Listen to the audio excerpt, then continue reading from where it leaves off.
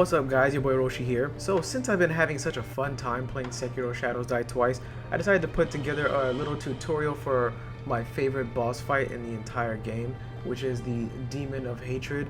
Now, quick note before you guys even start, this is not going to be the prettiest way to take down the boss, but it's definitely an effective means at how I, was able to gain victory over this insanely difficult boss. So, before you even start, two items you should have in your inventory are going to be the Suzaku's Lotus Umbrella, which helps prevent damage from fire attacks as well as prevent burn buildup. Also, you should have the Malcontent, which is the fully upgraded whistle and helps to stun apparition enemies. And I'll show you how I use both of these throughout the fight. Now, the Demon of Hatred is definitely a boss you cannot play the zone game with. You can't stay back. You have to be 100% aggressive, because if you're not aggressive, you will get your ass handed to you, because he has a ton of long range attacks. So the key here is being up close to him as much as you can, and I'll go ahead and show you that in this video, as well as how to tell what attack he's going to do and how he telegraphs his different attacks. So without further ado, let's just go ahead and jump right into this fight. Okay, so like I said, you have to be extremely aggressive with this boss, so I'm immediately running in to get in a few quick hits. Normally he starts with a stomp of his right leg, and you can just strafe around to the left to get in some extra hits.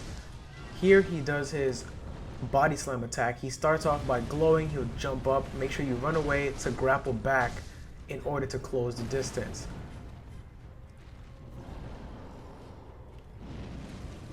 And here I'm just continuing to stay up close and get in some extra hits.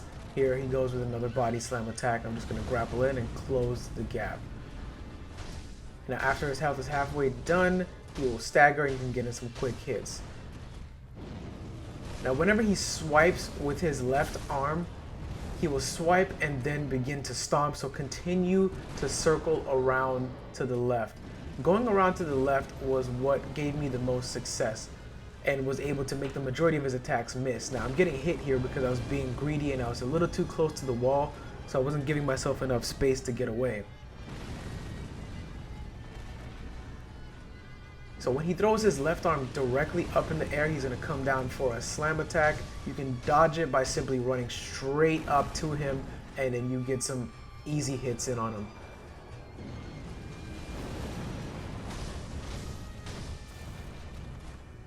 That right hand is usually the one that got me off guard a lot of the time. Now I got lucky in this fight because he did that body slam quite a few times, so it made it quite easy to get in some extra hits here.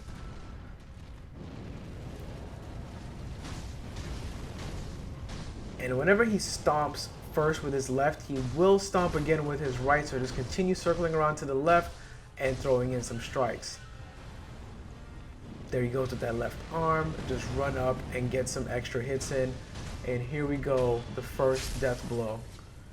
After the first death blow, heal up, back up a little bit, don't get close, he's going to explode for an area attack. Simply run back up, start getting your chops in. Now with that perilous attack, whenever you see that kanji, just jump. Because if you don't jump, he's gonna probably kill you. Now you can jump over it, but immediately continue to run toward him. Because as you saw just now, he will run past you and then immediately launch into a dangerous attack that he has in his second phase, where that left arm comes down and sends out a huge fiery path that will do a lot of damage.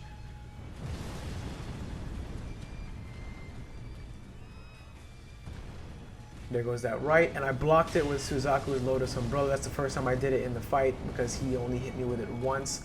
But that umbrella is definitely key to dodging or blocking that attack, I should say. And if you notice throughout the whole fight, I'm going around to the left. I just continue going around to the left and getting in chops. I staggered him. He was almost halfway down.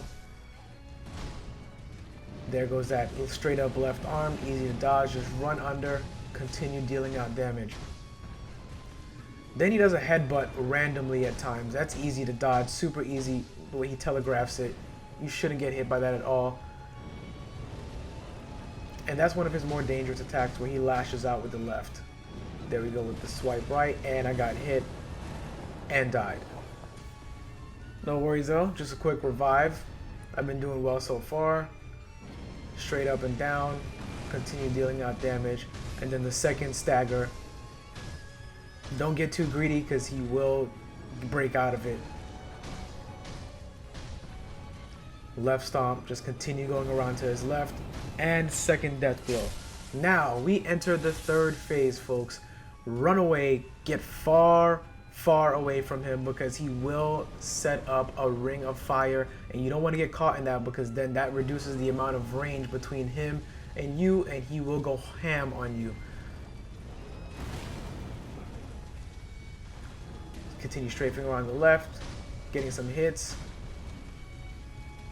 Most of his attacks are going to be completely the same. Just make sure you keep your health up, and don't get greedy. Whenever you need to heal, you can get away and heal because at this point you should know how his attacks are telegraphed. Get in a few quick hits and then continue to strafe around the left, dodging his attacks.